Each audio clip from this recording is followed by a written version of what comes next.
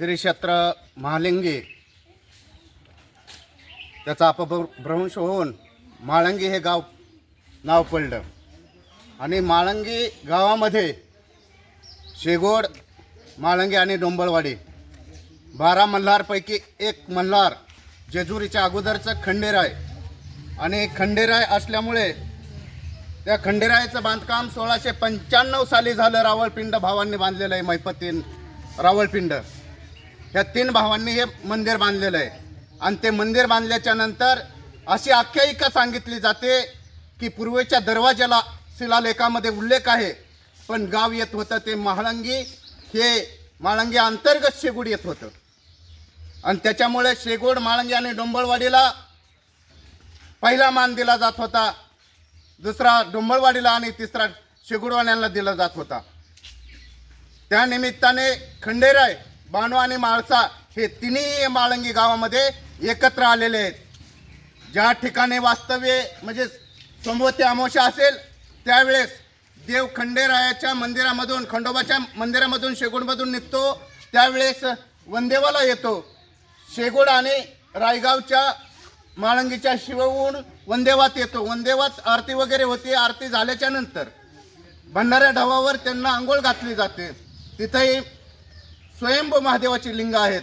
असं 12 ज्योतिर्लिंग आमच्या गावामध्ये आहे. जिथे जिथे खंडेरायाने वास्तव्य केलेलं आहे त्या ठिकाणी स्वयंभू महादेवाचे अख्ख्या महाराष्ट्रभर फिरलात आणि भारतभर फिरलात तरी 3 लिंगाच्या पिंडी कुठं बघायला भेटणार नाहीत.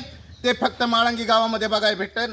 कारण का, याचं एक पुरातन तत्व असं सांगतं की खंडेराय, बाणू आणि माळसा या माळंगी क्षेत्रामध्ये आलेले आहेत आणि हे जागीरदारी गाव आहे.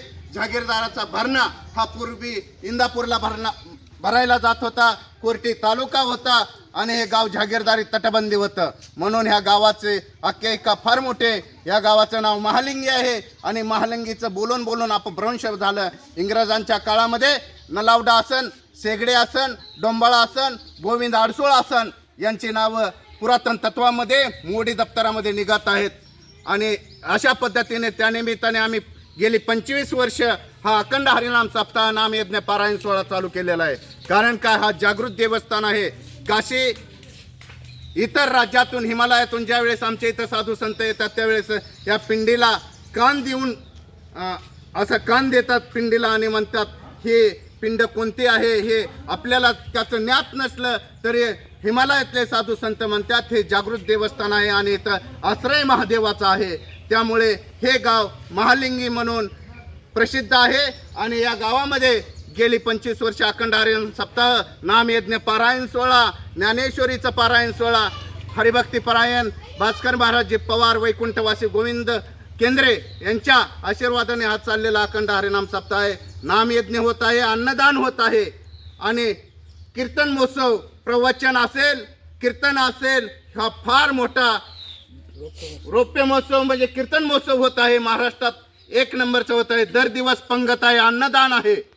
या अन्नदानामध्ये दर दिवशीच्या पंक्तीला 5 ते 6 हजार लोक जेवतात आणि काल्याच्या कीर्तनाला 15 ते 20 हजार लोक जेवतात. असा हा सप्ताह आहे.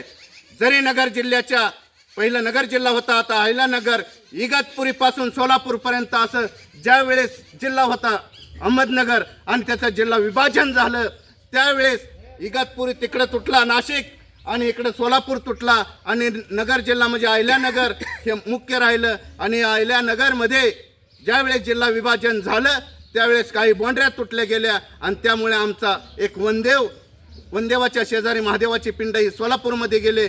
काही अशा म्हणजे तुटून बोंडऱ्या पडल्या गेल्यामुळे त्याच्यामुळे हे 12 ज्योतिर्लिंगाचं गाव आहे आणि ही आख्यायिका फार मोठी आहे.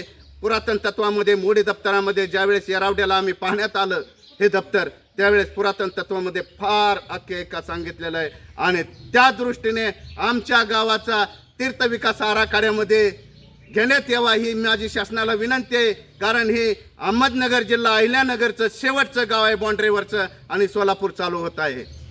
पाय टाकला की सोलापूर चालू होत आहे. शेवटचं गाव असल्यामुळे आमच्या गावाचं सुद्धा तीर्थविकास आराखड्यामध्ये नाव घेण्यात यावा हीच मी शासनाच्या दरबारी आणि माझ्या ग्रामस्थांच्या वतीने विनंती करण्यात येत आहे.